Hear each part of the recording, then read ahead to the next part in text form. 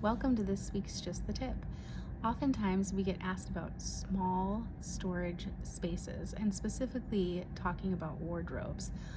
Oftentimes in small apartments and closets, even in smaller homes, it can be really challenging to fit your entire wardrobe into your closet space.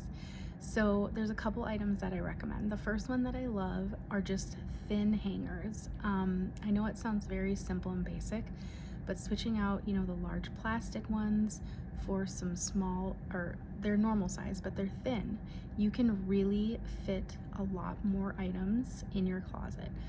The second item that I really love is under the bed storage. And what I like to do with that is take all of your items that are off season and we fold them up and bin them up and put them under the bed. That way, the only wardrobe items that are out are the ones that you're going to wear in the current season and that you absolutely love. Of course, you're gonna have to do a major purge and declutter with the items and be super, super picky about what you wanna keep and what you love and what you feel good in.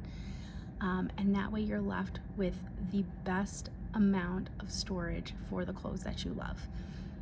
Join us next week for more tips. We'll see you then.